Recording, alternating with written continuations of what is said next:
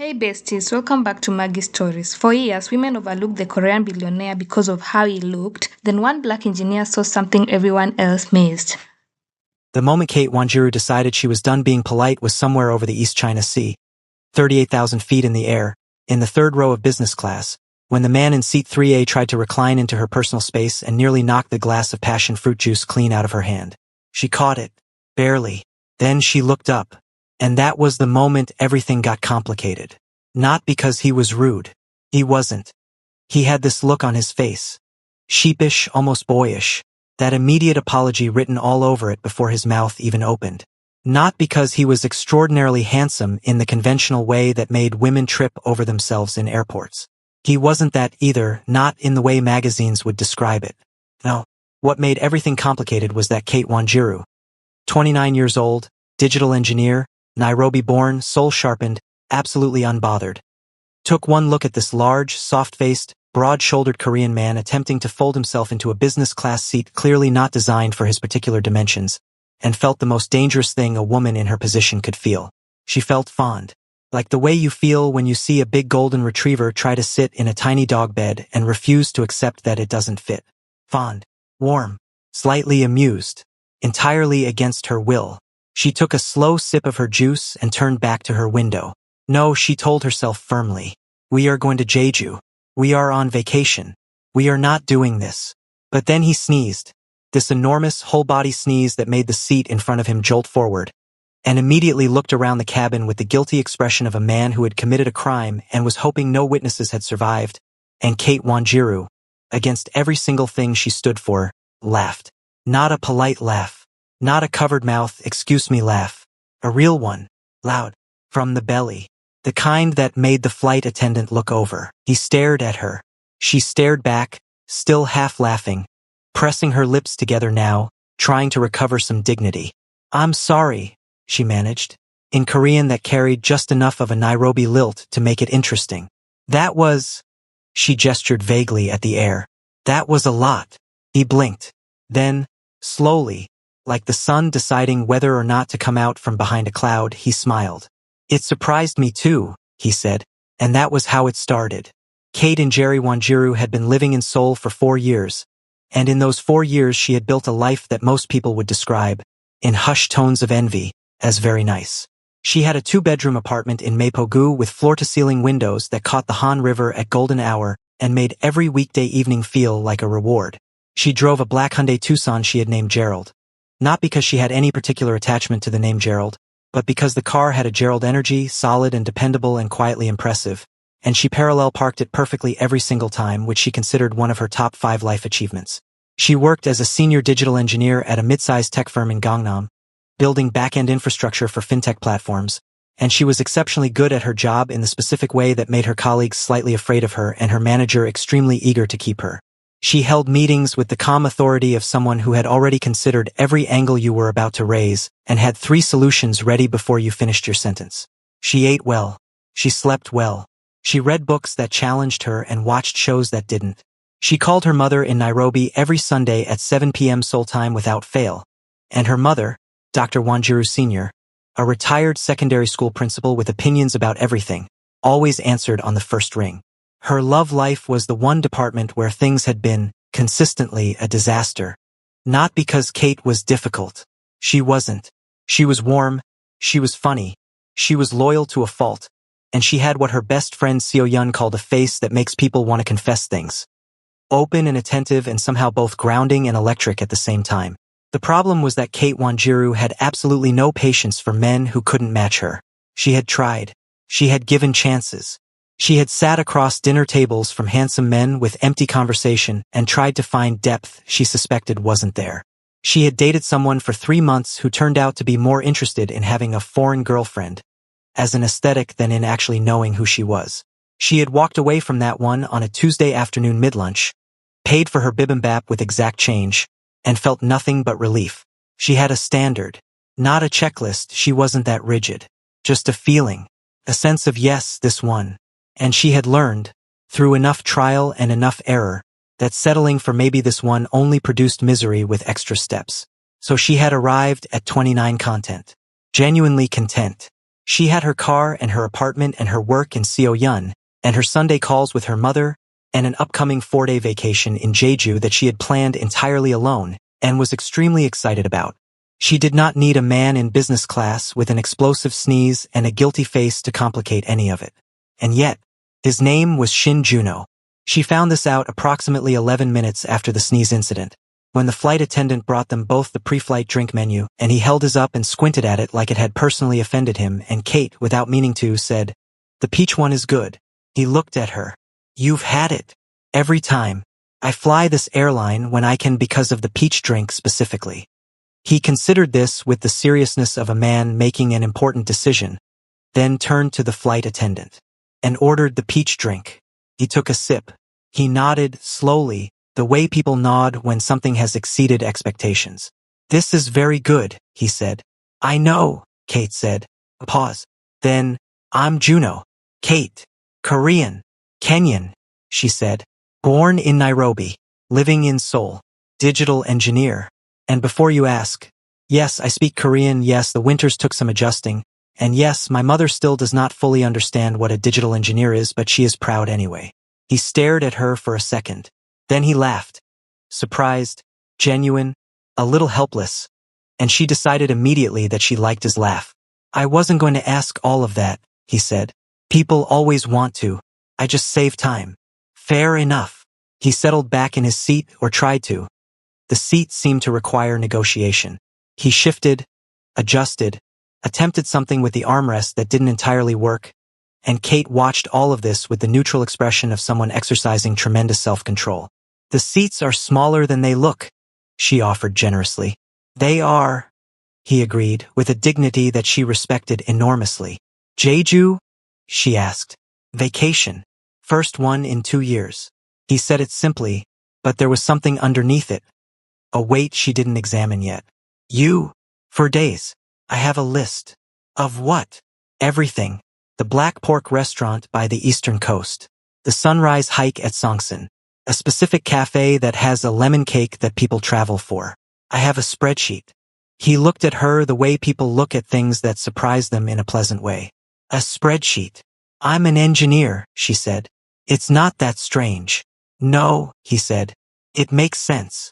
And then, after a small pause, "I don't have a plan. None at all. I thought I'd just see what happened." Kate turned this over. "That's brave," she said, and meant it in at least 2 different ways.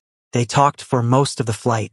Not continuously, there were stretches of silence, where they both turned to their respective windows or their phones, comfortable silences that Kate noticed with mild alarm, because comfortable silence with a stranger on a 50-minute flight was not something she had experienced before. She found out that he was 33, that he ran the family company Shin Holdings, which she recognized immediately as one of the larger real estate and hospitality conglomerates in the country, that he had taken over from his father 3 years ago and had spent every month since making decisions that would have kept her awake every night but seemed to sit on him with a practiced heaviness, like a coat he had learned to wear. She found out that he liked photography. Badly, he clarified, he had a nice camera that he used incorrectly, and he was at peace with this. He liked the act of it, he said, trying to catch something before it moved. She found out that he had a younger sister he adored, a mother who called him twice a day regardless of what meetings he was in, and a best friend from university named Taehyun who had apparently once eaten an entire birthday cake on his behalf to prevent Juno from being photographed with food at a public event, and who Juno spoke about with the kind of warmth that told you everything about a person's character. What she did not find out, not then, not on that flight, was how lonely he was. That part she would piece together later, slowly, in the way you understand something only once you've seen enough angles of it. But she noticed things. The way he held his phone when it buzzed. A brief tightening, then a deliberate stillness before he checked it, like he was preparing himself. The way he laughed with his full body but then reeled it back like laughter was something he was still getting comfortable with in public. The way, when she said something that made him light up, he looked almost startled by his own delight. She noticed. She filed it away. She told herself. It was none of her business. They were preparing to land when it happened. The flight attendant had come through asking passengers to return their seats to the upright position and prepare for descent, and Juno had gotten his phone out to check something, and the camera app was still open from something he'd been doing earlier, and it was facing him, and in the tiny square of the front camera he caught his own reflection. Broad, round-faced, taking up more space than he meant to, and something moved across his expression. Fast. Gone almost before it arrived. But Kate saw it. She had fast eyes. She always had. Her mother used to say Kate could spot a lie before it left somebody's mouth. She saw it, and she recognized it, and she did not say anything about it. Not then. Instead, she looked at the sky outside her window, the edge of Jeju's coastline appearing below them, green and volcanic and gorgeous. And she said casually, "I'm going to the black pork place tonight. If you have no plan and no spreadsheet, the least I can do is share mine." A pause. "You'd share your spreadsheet?" he said. "Don't make it weird," she said. "I'm being neighborly. We're not neighbors. We sat next to each other for 50 minutes. In Korea that counts." He was quiet for a moment. Then, "I'd like that." "Good." She tucked her phone into her bag as the wheels touched down. "And Juno?" "Yes." She kept her eyes on the window. "You took a good picture, by the way. I saw the one you took of the clouds earlier." She hadn't. She was making it up entirely. "You should use the camera more." He didn't say anything for a moment. "Thank you," he said quietly. And that small, careful thing was where it actually began. The black pork restaurant Kate had on her spreadsheet was not the kind of place you stumbled into by accident. It didn't have a sign that made sense from the road. It didn't have a website worth mentioning. It had been recommended to her by a colleague at work, a Jeju native named Park Hyun-jin, who had described it with the specific reverence people reserve for places they consider almost sacred, and Kate had written down the address, cross-referenced it on 2 different map applications, and saved it under the folder in her notes app she called non-negotiables. It was a 20-minute drive from the airport, tucked into a side street off the Eastern Coast Road, the kind of building that looked like a converted farmhouse because it was exactly that. Low ceiling, dark wood beams, stone floors worn smooth by decades of people who knew what they were coming for. The smell hit you before you opened the door. Smoke and pork fat and garlic and something deeper underneath all of it. Something that made the back of your throat remember every good meal you had ever eaten. Kate stood outside it at 7:15 in the evening, breathing it in, and felt the specific satisfaction of a plan executed correctly.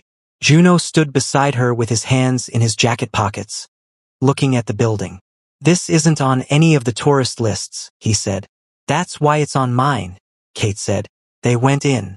The owner, a small, sharp-eyed woman in her 60s who moved through the restaurant with the authority of someone who had never once doubted a decision, seated them at a corner table near the grill. The menu was simple. The choices were minimal. This, Kate had learned, was always a good sign. "Order for both of us," Juno said, looking at Kate. "You have the spreadsheet." "I do," she agreed, and proceeded to order in Korean that made the owner pause and look at her properly for the first time. "Where did you learn?" the woman asked. "Seoul," Kate said. "For years." The owner nodded. Slowly, the way people nod when something has met an internal standard. Then she went to put the order in and came back with 2 small cups of barley tea without being asked, which Kate accepted as the high compliment it was. "She likes you," Juno said. "Everyone likes me," Kate said pleasantly, wrapping both hands around her tea. "It's a burden I carry." He looked at her for a second and then laughed. That same surprised, whole-body laugh from the plane, and Kate felt the same small, satisfied feeling she had felt then, like she had solved a puzzle she hadn't meant to pick up. The food came in stages. First, the banchan, small dishes arranged around the grill with the precision of something that had been done 10,000 times. Then the pork itself, thick slices laid across the charcoal grill, and the smell that rose from it was extraordinary, the kind that made conversation pause for a moment out of pure involuntary respect. Kate took her chopsticks and arranged things on the grill with the focused attention of someone who took this seriously. Juno watched her. "You cook?" he asked. "Not especially," she said, "but I eat exceptionally well." "There's a difference." "What's the difference?" "A cook knows how to make it. I know how to experience it. Different skill set, equal value." She turned a piece of pork. "My mother is the cook. She could feed 40 people out of 4 ingredients and still have opinions about what was missing. I inherited the appetite. The talent skipped a generation." "What does your mother think about you living in Seoul?" Kate considered the question. "She thinks it's temporary," she said. "She has thought it was temporary for 4 years. She's added a disclaimer to it now. She says when you eventually come home instead of when you come home, which I think is her version of accepting it without accepting it. She misses you. Terribly. She would never say that with that word. She would say she worries about whether I'm eating enough, which means the same thing in mother language. Juno smiled at that. My mother is the same. She calls twice a day. Does she say why? The first call is to check if I ate. The second call is to check if what I ate was acceptable. Kate laughed. That's quality control. That's not a mother, that's a system. She runs a tight system, he agreed. They ate. The pork was everything Hyunjin had promised and then some, charred at the edges, yielding in the middle, eaten wrapped in perilla leaves with a scrape of fermented paste and a slice of raw garlic that hit the back of your sinuses in a way that felt almost medicinal. Kate ate with the unself-conscious enthusiasm of someone who had made peace with the fact that good food deserved full attention. Juno ate too. And here was where Kate, who noticed things, noticed something. He ate with a particular wariness. Not about the food. He clearly loved the food. His face when the first piece hit his palate was unguarded and genuine and lovely. The wariness was something else. It was the way he occasionally slowed himself down mid-reach. The way he recalibrated. Like there was a conversation happening inside him that the outside world wasn't privy to. A negotiation between want and restraint that had clearly been going on for a long time. She saw it. She said nothing. They talked instead. About Seoul. She asked him which neighborhoods he knew best and he said Gangnam reflexively and she made a face and he laughed and said he knew, but it was where the offices were. About travel, he had been to 12 countries for work and 3 for pleasure, and the 3 for pleasure had been Japan, New Zealand and once briefly Nairobi. Kate's head swiveled. Nairobi. A conference, he said. 3 days. I didn't see much. What did you see? The hotel. The conference hall. A restaurant my colleague chose that I think was chosen for the wrong reasons. What does that mean? I think he wanted to impress clients. And chose the most expensive place rather than the best place. The food was fine. Nothing more. Kate shook her head slowly. You were in Nairobi and you ate fine food. I know. That's a tragedy, Juno. That is an actual tragedy. Nairobi has food that will make you reconsider every meal you've eaten before it. My mother's mukimo alone. She stopped, pointed at him. If you ever go back, you call me first. I will send you a list. I will send you to my mother's house if I have to. Would she feed me? She would feed an entire delegation. She would feed you and everyone you arrived with and send you home with containers. Kate shook her head again, still mourning his wasted Nairobi trip. Fine food. Unbelievable. He was grinning now. I'm sorry. I didn't know. You know now. She pointed at the grill. Eat that before it overcooks. He ate it. It was after the meal. Tea in hand, the restaurant quieter now. The owner wiping down tables at the far end with the unhurried rhythm of someone who had nowhere else to be. When it happened, Juno had his phone out. He had been taking pictures intermittently through dinner of the food, of the light through the paper screens, of the texture of the stone floor. He wasn't very technical about it. He pointed the camera at things that interested him and pressed the button, and there was something almost charming about the uncomplicated honesty of that approach. Now he turned the camera on himself. Or tried to. He held the phone up, looked at the screen. Something shifted, that same micro-expression she had caught on the plane, quick as a blink, and then he did the thing. He held his breath, pulled his chin back, straightened his spine, and very, very subtly, with the determined effort of a man who had done this before, he sucked in his stomach. The phone tilted slightly with the effort. His expression became the concentrated face of someone trying to look casual while doing something extremely not casual. He pressed the button. Kate watched all of this. She tried. She genuinely tried. She made it approximately 4 seconds before she started laughing. Not a small laugh. Not a polite laugh. The laugh came from somewhere deep and unstoppable.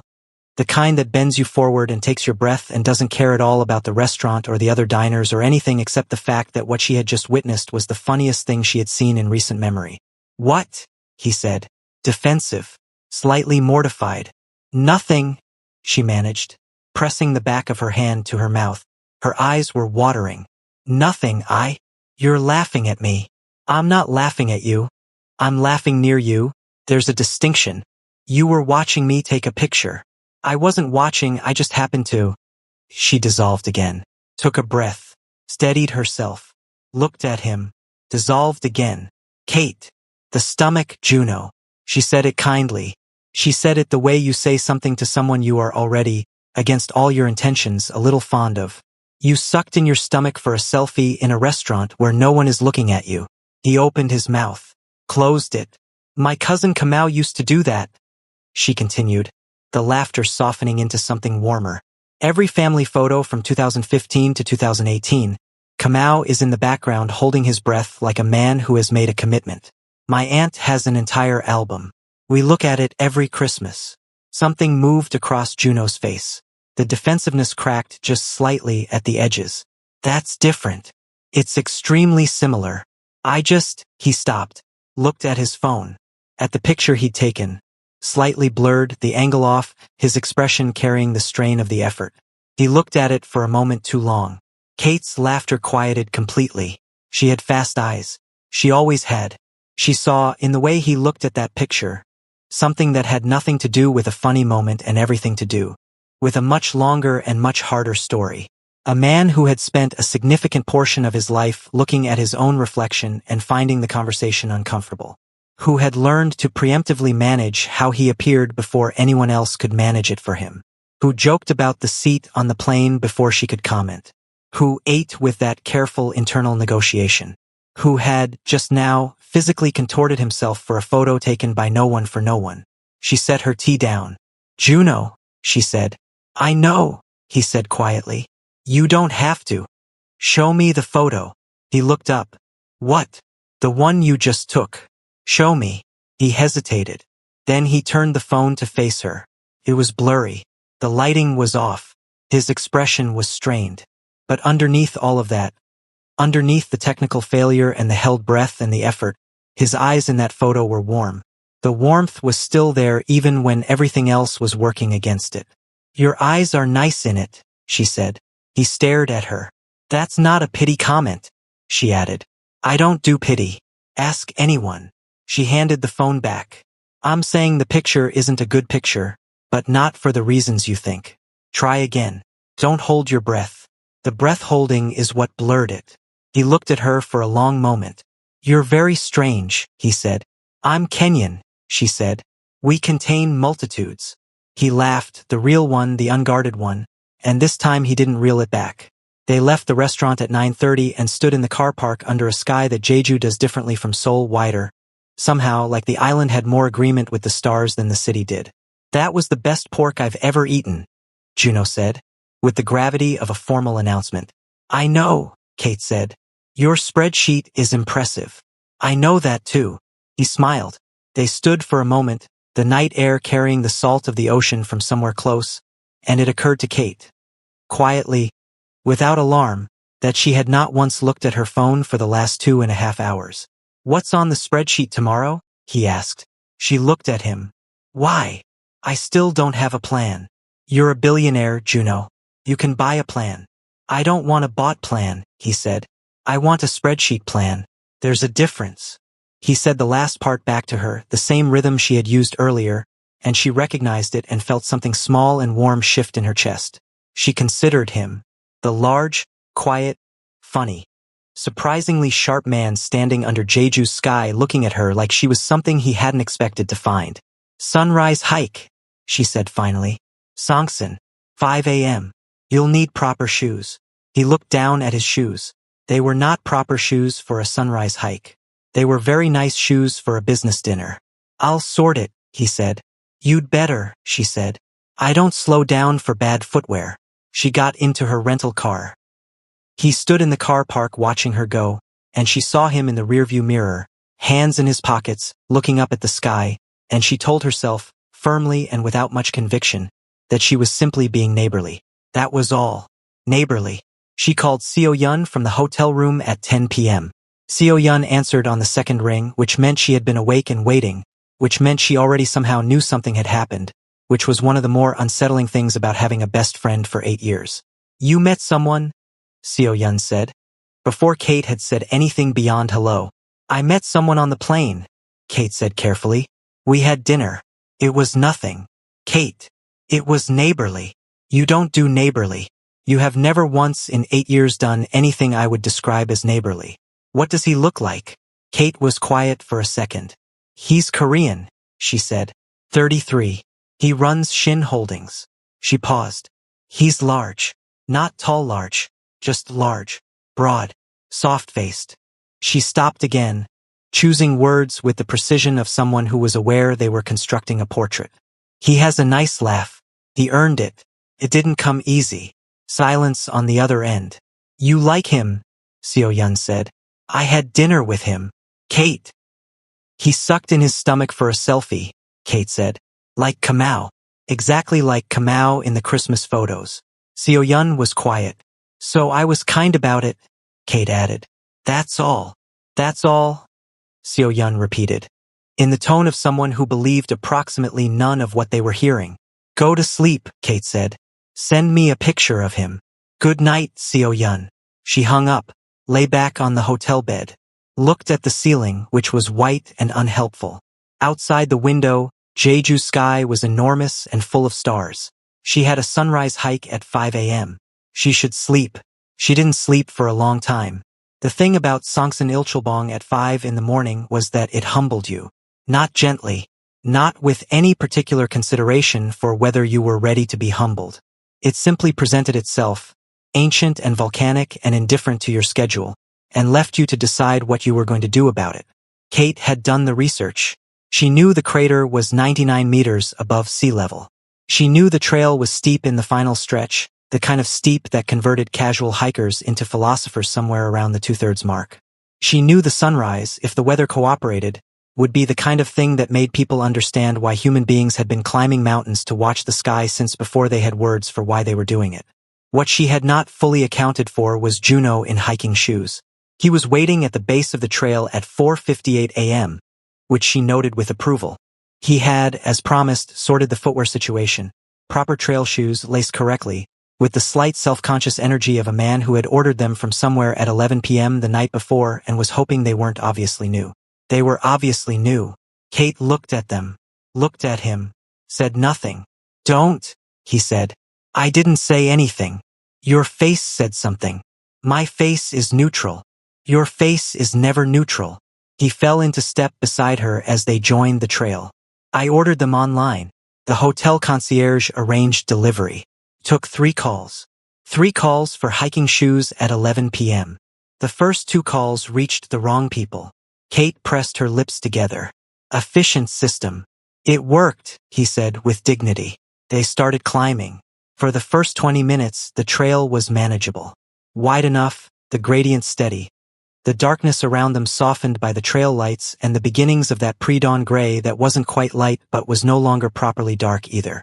There were other hikers, couples, small groups, a few solo travelers with serious walking poles, and the expressions of people who did this regularly and felt superior about it. Kate set a pace. Not punishing, but not slow. Juno kept up. She had expected, if she was honest, that he wouldn't. Not because she doubted him specifically, but because the mountain didn't negotiate, and she had watched enough people underestimate it. But he kept up, breathing harder than her, yes, working for it in a way she wasn't, but present, consistent, not flagging. At the 25-minute mark, when the trail narrowed and the gradient sharpened, she glanced back at him. You okay? Fine, he said. He was breathing with deliberate control, the way someone breathes when they've decided that breathing is a task that requires management. You don't have to perform fine, she said. It's a steep section. Everyone breathes harder here. I'm not performing. Juno. I'm genuinely a breath. Fine. She slowed slightly. Not to accommodate him, she told herself. Just because the rocks here required more attention and it was sensible to slow down. They climbed. At the final stretch, the part that always broke people, the stone steps cut directly into the rock face, each one a negotiation with your own legs. Kate stopped and looked up. The sky had shifted. The gray was warming at the edges, barely, like something was being decided just below the horizon. Almost there, she said. Juno came up beside her and looked up at the steps and said nothing for a moment. He was breathing hard now, not hiding it, and there was sweat at his temples and his jaw was set with the expression of a man conducting a private conversation with himself about commitment. You can wait here, Kate said. The view from here isn't bad. He looked at her. I'm not waiting here. It's not a failure to. Kate. Steady. Clear. I'm not waiting here. She looked at him for a moment. Then she turned back to the steps. Okay. They climbed the final stretch together. Step by step, the stone cold and ancient under their hands where the railing ran out. Kate moved steadily. Juno moved with the concentrated energy of someone who had decided, somewhere on this mountain, that this was not the thing he was going to stop at. They reached the top with 4 minutes to spare. The crater rim spread out around them, wide and extraordinary. The volcanic bowl below filled with the particular dark green of Jeju's vegetation, and beyond it, beyond everything, in every direction, the sea. Still in the pre-dawn light, silver and vast and breathing slowly. There were maybe 40 people up here, spread along the rim in small clusters, all facing east with the shared silence of an unspoken agreement. Kate found a spot. Juno stood beside her. They didn't talk. The sun came. It didn't arrive the way sunrises in photographs arrive. In one dramatic moment, a disk appearing fully formed above the line of the water. It came in conversation with the horizon, the light spreading and shifting and the colors changing underneath it. The sky moving through rose and amber and a pale gold that deepened and deepened until the sun itself emerged, slow and inevitable. And the sea caught it and threw it back in every direction, and the world became briefly, completely extraordinary. Kate felt it in her sternum. She always did. That particular frequency of being reminded that you are small and temporary and that this is not bad news. She looked at Juno. He was very still. His chest was still working from the climb, his breath evening out in the cool morning air. His face was turned toward the horizon and it was completely unguarded. All the performance gone, all the management gone, just a man watching something beautiful and letting it land on him without filtering it. His eyes were bright. Kate turned back to the sunrise. She didn't say anything. Some things didn't need commentary. They had breakfast at a small place near the base of the trail, a local spot not on any list, that they found by following the direction 3 older women were walking after the descent, on the correct assumption that locals knew where breakfast was. It was small and warm and served soft tofu stew and rice and eggs and barley tea so strong it was almost a meal in itself, and they sat across from each other at a low table by the window with the satisfaction of people who had earned this specific meal. That was, Juno started. Yes, Kate said. I've lived in Korea my whole life and I've never done that. Most people don't do the things that are right in front of them, Kate said. It's a strange human design flaw. He wrapped his hands around his tea. What else is on the spreadsheet today? The Lemon Cake Cafe at 11. The coastal road in the afternoon. I want to see the rock formations near Yongmun. Tonight I haven't decided. Can I suggest something for tonight? She looked at him across the table. You've had no plan this entire time. You've been borrowing mine. Now you have a suggestion. I thought of something last night. What? There's a small restaurant in Ewol. Very quiet. He paused. I've heard of it. They do seafood the old way. No menu. Whatever came in that day. Kate considered this. Who told you about it? A small hesitation. My mother.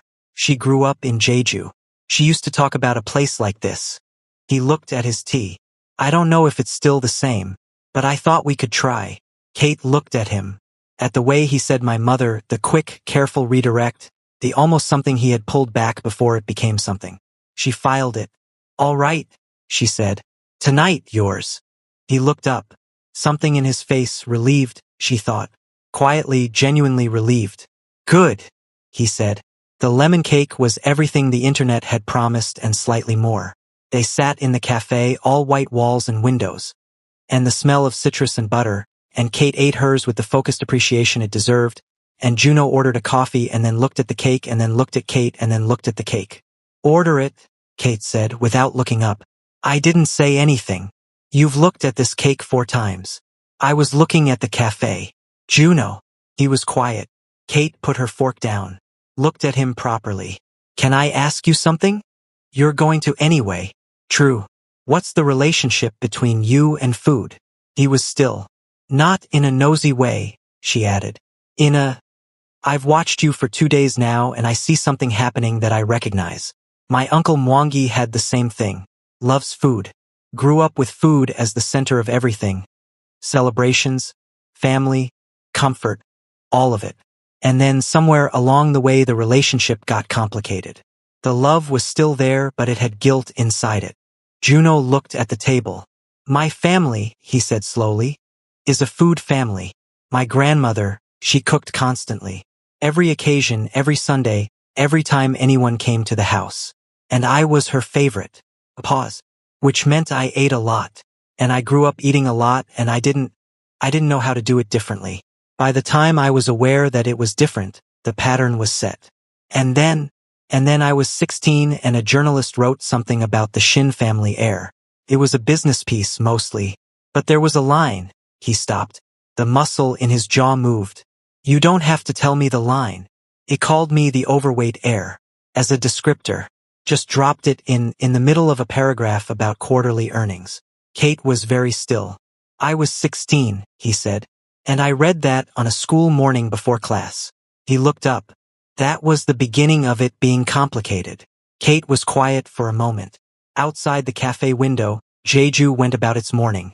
A woman cycling past with a basket of vegetables, 2 children in school uniforms. Arguing about something with the passionate investment only children can sustain. My cousin Kamau, she said finally. The one I told you about, the Christmas photos. Yes. He's a brilliant man. Funniest person I know. He walks into a room and it changes. But he spent 10 years not being in photographs because of a comment a teacher made when he was 13. She picked up her fork again.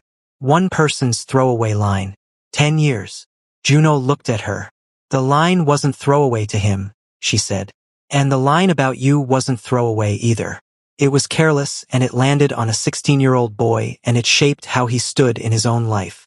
She pointed at the remaining piece of his coffee cake. So eat the lemon cake if you want the lemon cake, Juno. Not because you're giving up on anything. Because you're on vacation and it's good cake and you've earned it. Something moved through his expression. It was complicated, relief and resistance and something older and more tired than both. He picked up his fork. He ordered the lemon cake. When it arrived he ate it slowly, the way you eat something you are allowing yourself to have for the first time in a long time. And Kate watched none of it because some things deserve privacy. But she was smiling at her tea when he said, quietly, it's very good. I know, she said. The Ewall restaurant was exactly what his mother had described. Small. 8 tables. No menu. A chalkboard near the door with the day's catch written in handwriting that had been doing this for decades. The owner, a man in his 70s who moved like someone who had stopped hurrying about 30 years ago and found the results acceptable, brought things to the table in the order he decided and what came was extraordinary. Raw sea urchin on cold rice. Grilled mackerel with a radish pickle that cut through the fat cleanly. Hairtail fish braised in a soy and ginger sauce that Kate ate 3 portions of without apology. Your mother has good taste, Kate said. Juno smiled. She does. He was quiet for a moment. She used to bring me here as a child, before she married my father and moved to Seoul. This was her Jeju. When she missed it she would describe restaurants. He looked around the small room. I think this was the one she described most. Have you ever brought her back? Not yet. A pause. I keep meaning to. There's always something. He looked at his hands. There's always a meeting or a decision or a situation that needs handling. And I keep meaning to and I haven't. Kate thought about her mother in Nairobi. About Sunday calls at 7 p.m. About when you eventually come home. Bring her, she said simply. Whatever is on your schedule in the next 3 months. Block 2 days and bring her here. It's not that simple. It's exactly that simple.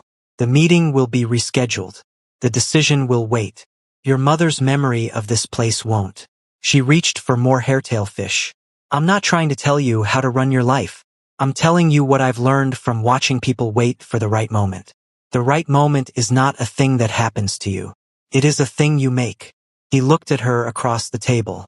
You say things very directly, he said. Kenyan, she said. We don't do decorative language. I've noticed. But he was smiling when he said it. Do you always know the right thing to say? No, she said. I often know the right thing to say and say it at entirely the wrong time. Ask Seo Yun. She has a list. She poured them both more barley tea from the small pot the owner had left. But with you I don't feel like I need to calibrate it. You're easy to be direct with. Is that good? It's rare, she said. Which makes it good. He was quiet. The restaurant moved around them softly. the low conversation of the other tables, the owner's unhurried passage between them, the sound of the ocean somewhere outside, present without being intrusive. Kate, Juno said, can I ask you something direct in return? She looked up. Go ahead.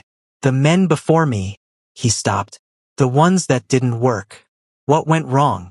She looked at him steadily. That's personal. Yes. You still want to ask it? I want to understand you, he said, simply, without performance. You don't owe me an answer, but you said you're easy to be direct with about me. I wondered if the same worked the other direction. Kate set her tea down, looked out the window at the Jeju night. The street lamp, the parked cars, the distant suggestion of the sea. They couldn't hold themselves, she said finally. That's the only way I know how to put it. They were good-looking, and some of them were clever, and some of them were kind in the ways that were easy to be kind. But when something got hard, when they were challenged, or when I didn't perform exactly the version of me they'd decided on, they folded. She paused. I don't fold.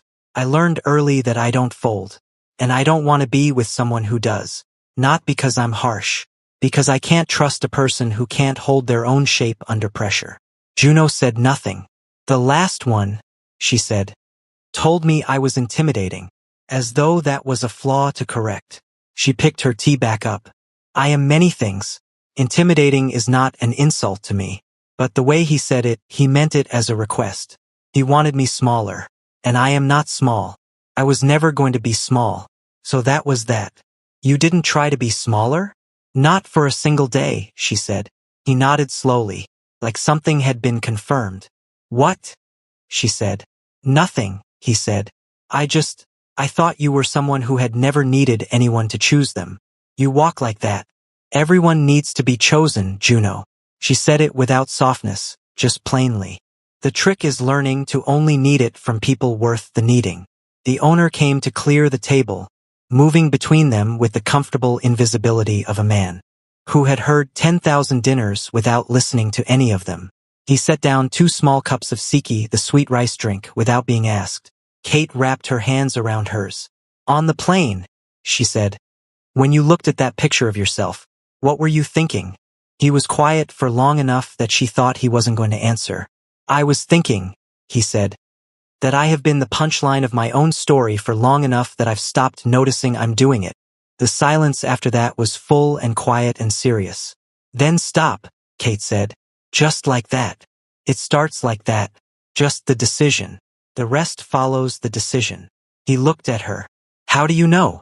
Because I've watched people change, she said. And the ones who actually changed, they all said the same thing afterward. They said it started the day they decided it was going to be different. Not the day they figured out how. The decision comes first. The how finds you. Outside, the Jeju Knight sat on the ocean and breathed. Juno turned his siki cup in his hands. I have a nutritionist, he said quietly. I've had 3. They give me meal plans and I follow them for 2 weeks and then something happens. A bad week, a long trip, a dinner I can't control, and I lose the thread and I'm back where I started. Kate nodded. The plan isn't the problem. No, the plan is fine. The problem is that the plan is something being done to you. Prescribed. External. You follow it the way you follow a work brief, competently without ownership. She tilted her head slightly. What if it was something you understood from the inside? Not a plan someone gave you, but a logic you actually knew. He looked at her with the expression of someone hearing something land accurately for the first time. I'm not a nutritionist, she added. I want to be clear about that. I'm a digital engineer who reads too much and has a very opinionated mother. But I've done a lot of research on this. Because of my uncle Mwangi. And what I learned is that it's not about willpower. Willpower is a terrible system. It's about understanding what your body is actually doing. What do you mean? Intermittent fasting, she said. Not as punishment. As a way of giving your body time between eating, letting your insulin settle, letting your gut actually rest. Meal portioning, not starving, just calibrating. And gut health, which nobody talks about but which affects everything from energy to gravity to mood. She paused. And movement. But movement that you like. Not movement that feels like punishment for existing. Juno was very still. The pork last night, she said. You loved it. I could see it. That love doesn't have to go away. It just needs a different relationship with the rest of your day. You make it sound straightforward. It's not straightforward, she said. It's slow, and there will be bad weeks. But it's navigable, if you want to navigate it. She met his eyes. Do you want to? The question sat between them. Yes, he said. Not quickly. Not reflexively. The way you say something when you have looked at it from 3 angles and decided it is true. Okay, Kate said. Then we start tomorrow. She picked up her siki. Tonight we finish the rice drink and you tell me one more thing about your mother, and then we sleep because I have the coastal road at 2 p.m. tomorrow, and I am not negotiating the itinerary. He laughed. The unguarded one. The real one. One thing about my mother, he said. One thing. He thought about it. She used to sing while she cooked, he said. Old songs, Jeju songs, the kind nobody writes down. When I was small, I thought every kitchen in the world had that. I was an adult before I understood that our kitchen just had her. Kate looked at him across the table of his mother's remembered restaurant, in his mother's remembered island, with the siki the old owner had poured without being asked, and she thought, quietly, privately, firmly to herself, oh no, you are in trouble, Kate Injeri Wanjiru. She drank her siki. She said nothing about it. But she thought it. 6 months is not a long time. In the context of a life. A whole, complicated, layered life full of decisions and seasons and the slow accumulation of who you are becoming.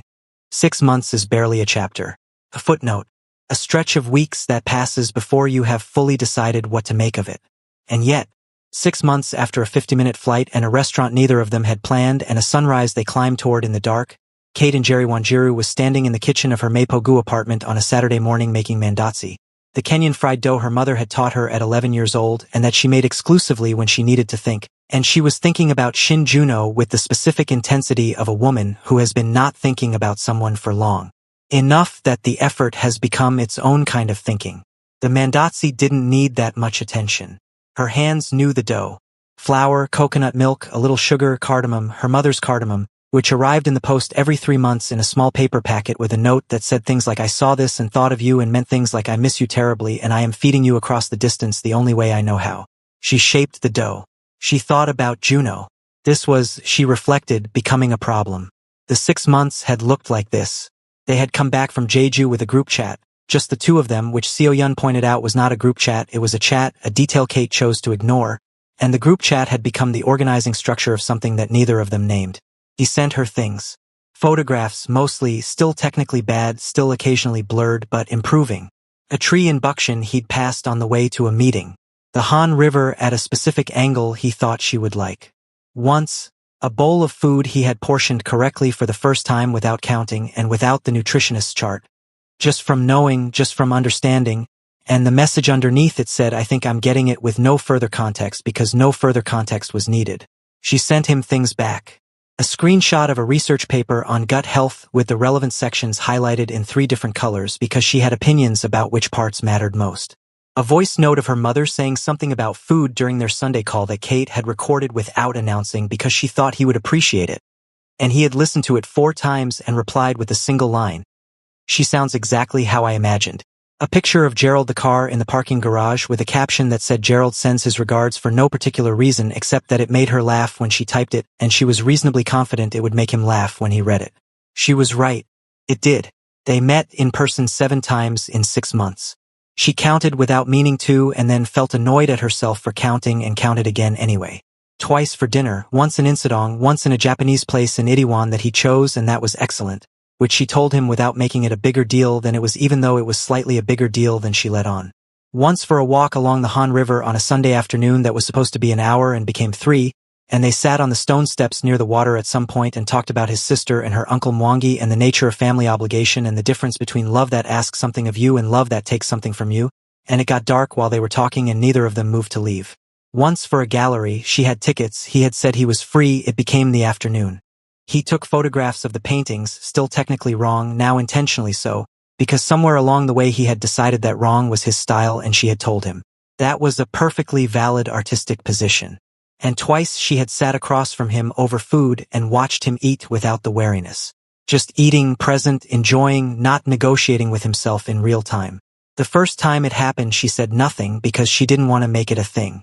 But she noticed it the way you notice when a window you thought was permanently stuck finally opens. The air that comes through. The seventh time was 3 weeks ago at his office because he had wanted her opinion on a digital infrastructure problem his tech team was having trouble with.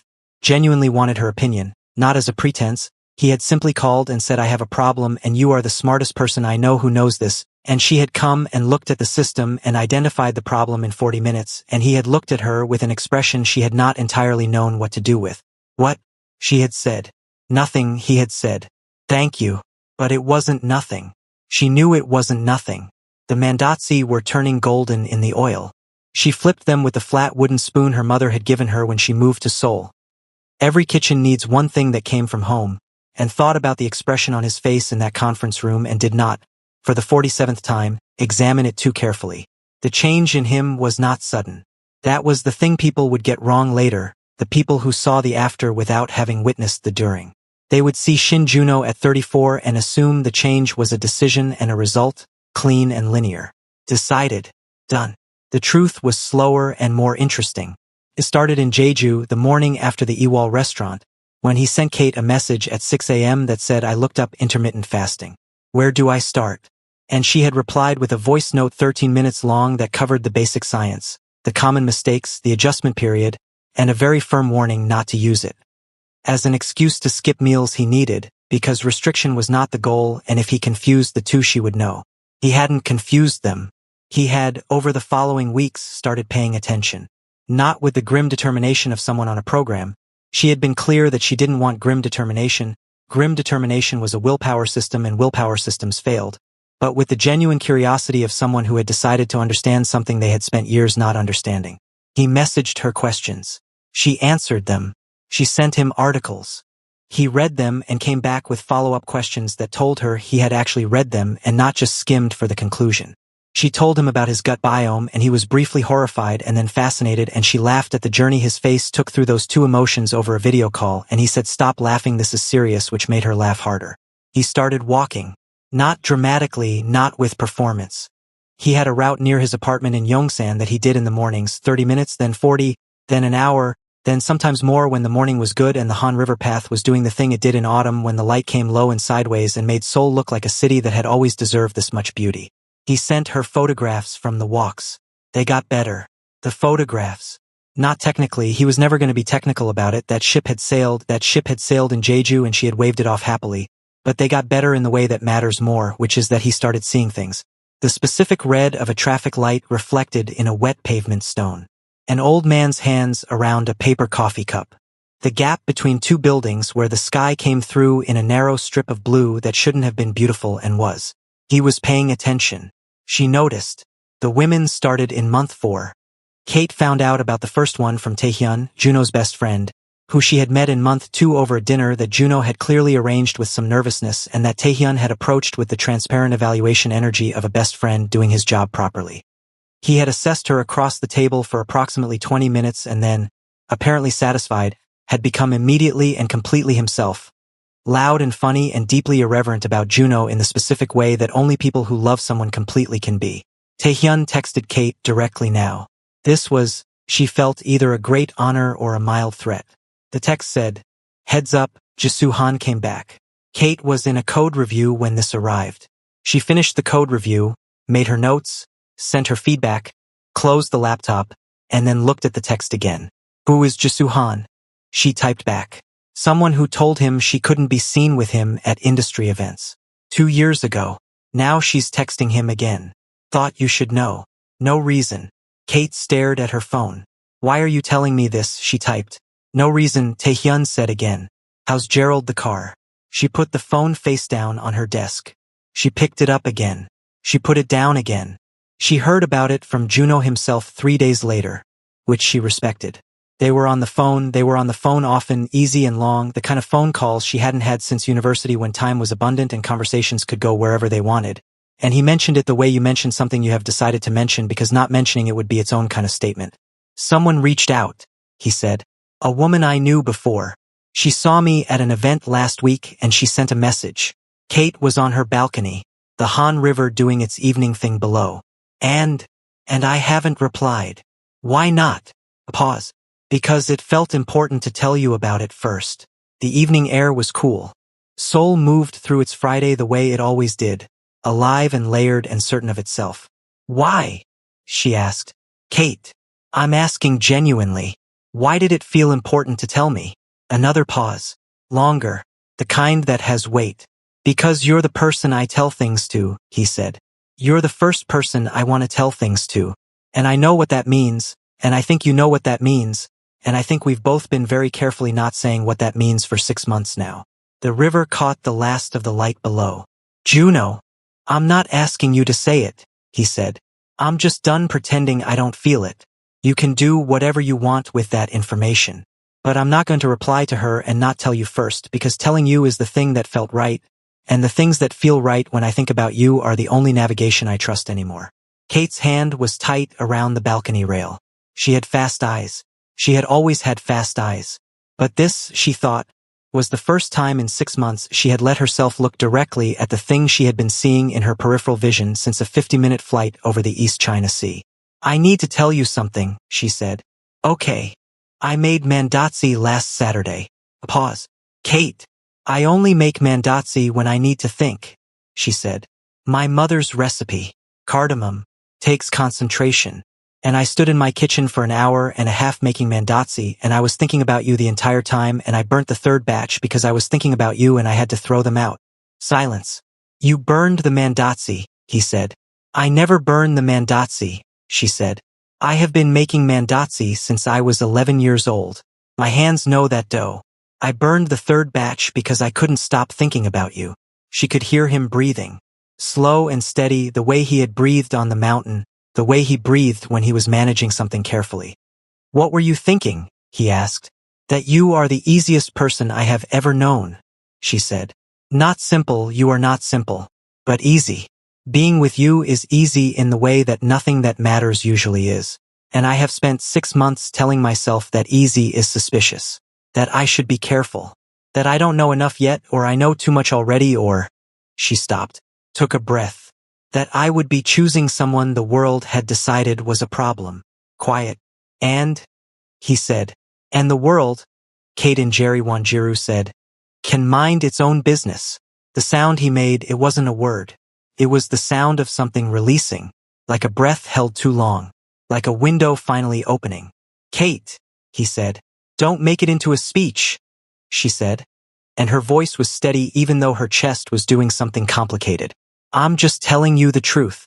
You're the person I make mandatsi about. That's the truth. I will never let you live down burning the third batch, he said, and she could hear the smile in it.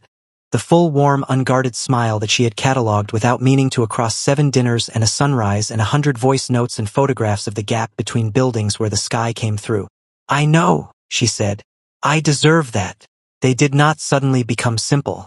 She wanted to be clear about this, to herself and to Seo-yun, who called the next morning having somehow already heard something, and to her mother, who she told the following Sunday with the careful phrasing of someone managing a woman who would make 17 inferences from 3 words. Real things were not sudden. Real things were a decision and then the work of honoring the decision, day after day, in the ordinary and the complicated, in the Tuesday evenings and the difficult weeks and the conversations that didn't resolve neatly. But there was a clarity now, a facing toward. Juno came for dinner 2 Fridays later. She cooked properly, a full Kenyan spread, githeri and sukuma wiki and grilled tilapia and mandatsi, always mandatsi now. Mandatsi had become something between them, and he arrived with flowers that were too many and slightly the wrong kind and entirely correct, and he stood in her kitchen watching her cook with the expression of a man who had been given access to something he intended to take care of. You're staring, she said, back to him, tending the fish. I am, he agreed. No apology. Sit down and be useful. Chop those tomatoes. He sat. He chopped tomatoes. He was not particularly efficient at chopping tomatoes, which she did not comment on because some things you let go. They ate at her table with the Han River going golden outside the window, and he ate without the wariness. Fully, happily present, and afterward he helped her wash up with the same absence of performance, just doing the thing, and she handed him dishes and he dried them and they talked about nothing important and everything was completely ordinary and completely extraordinary at the same time. The fitness journey, because that is what it was, properly, no other word for it, continued. By month 5 he had lost weight. Not dramatically, Not in the before and after way that social media flattened into a single image. Gradually. The way genuine change happened, you didn't notice it on Tuesday, you noticed it on a random Saturday when the light was right and you looked at someone and thought something is different and then you realized it had been different for weeks, you'd just been inside it too closely to see. His face changed first. Not the size of it exactly but the quality of it. Less tension in it, the particular tiredness of someone carrying more than they meant to starting to lift. His posture opened. He walked differently, with the very slight shift of a man who had stopped bracing for something. He kept the walks. He added weight training, nothing extreme, just consistent, twice a week with a trainer he liked, who asked no questions about before and focused entirely on now. He understood his gut now, genuinely understood it, the connection between what he ate and how he felt, the way certain foods sat differently, the way water and sleep were not supplementary to the plan but the actual foundation of it. He no longer followed a chart. He simply knew. Kate didn't manage it. That was important. She had offered knowledge and then stepped back and let him own it because ownership was the whole point. External compliance was the thing that had always failed him and she had understood that from the beginning. But she was there. She was the person he texted at 6 a.m. when the walk was good and the light was doing something worth documenting. She was the person who got the photographs. She was the person who said I told you gut health was the missing piece in a voice note delivered with exactly the smugness it deserved, and he had replied with a 17-second voice note of him laughing. She had listened to it 4 times. She would deny this under questioning. The women came in earnest around month 5. Not just Jisuhan, who had not received a reply and had, after a second message and a third, apparently understood the message in the silence. But others. A colleague's introduction at a dinner that Juno described to Kate with the bewildered honesty of a man still calibrating to a new reality. She kept finding reasons to sit near me. Taehyun said it was obvious. I wasn't sure if it was obvious or if Taehyun was exaggerating. Taehyun had not been exaggerating. A woman at a charity event who had, by Taehyun's account, made pointed and specific conversation with Juno for 45 minutes and given him her card at the end in the way people give cards when cards are not what they're offering. And Min Young Seo. Kate learned about Min Young Seo from Juno directly, on a Wednesday evening call, delivered with the same transparency he had established as his standard. Min Young Seo had been at a gala. She had made her way across the room to him specifically. She was beautiful, she was accomplished, she was from a family that understood his family. She had looked at him. Juno said this part quietly, like it was still slightly strange, like he was worth crossing a room for. She asked if I was seeing someone, he said. Kate was very still. What did you say? I said yes, he said, clearly, without hesitation. The stillness broke. Something warm and uncontrollable moved through Kate's chest. She pressed her lips together and looked at the ceiling of her apartment. Juno, she said. I said it before I thought about it, he said, which I think means it was more true than if I had thought about it. That's, she stopped, steadied herself. That's correct reasoning. I know, he said, and she could hear the smile. I'm learning from someone very smart. Don't flatter me. It's not flattery. It's documentation. She laughed, the real one, the loud one, the one that didn't care, and he laughed with her, and the Wednesday evening unreeled around them both in their separate apartments across the city, warm and ordinary and full of something that had no better name than this. He met her mother in March. Not in Nairobi, that trip was being planned. The planning of it was its own ongoing conversation full of her mother's opinions about which restaurants and which routes and the correct number of days. But her mother came to Seoul in March for a conference. She had friends in the Korean education sector from years of academic exchange, and the conference was real. But Kate suspected the timing was not entirely unrelated to the person Kate had been mentioning in Sunday calls for 6 months. Dr. Wanjiru Sr. arrived at Incheon with 2 suitcases and the energy of a woman conducting an assessment. She met Juno for dinner on the second evening. Kate had chosen the restaurant neutral ground, good food, good light. She had coached nobody because coaching would have been its own kind of failure.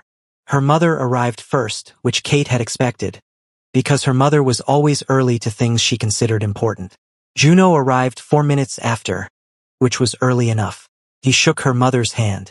He had done his research, not obviously, not in the way that was performance, but he had learned a few words of Kikuyu that he deployed at the right moment, and Kate's mother looked at him with the sharp eyes of a former school principal and then looked at Kate and then looked back at Juno.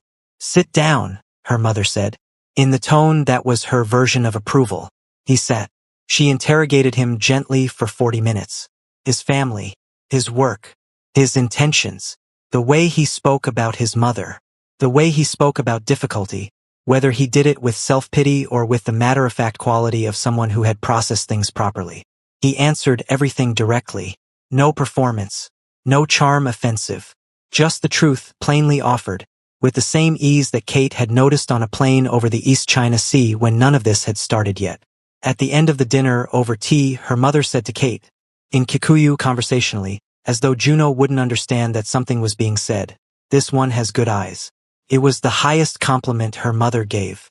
Kate had heard it applied to exactly 3 people in her life before this. She looked at her tea and said nothing and felt completely undone. He brought his mother to Jeju in April.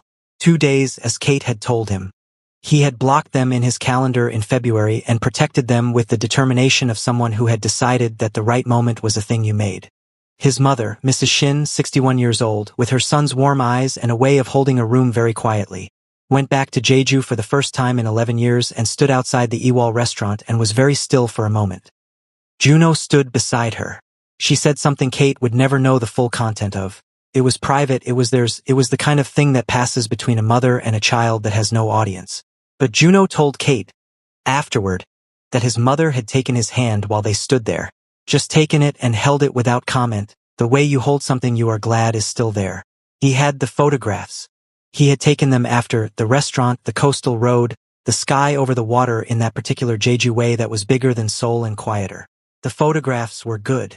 Kate looked at them in her apartment on a Tuesday evening and thought about a man on a plane who had sucked in his stomach for a selfie and looked at the result with the expression of someone losing a long argument with himself. She looked at the photographs from Jeju and thought about what a year could hold. He proposed on a Wednesday. Not a special Wednesday. Not a planned for, engineered, decorated Wednesday.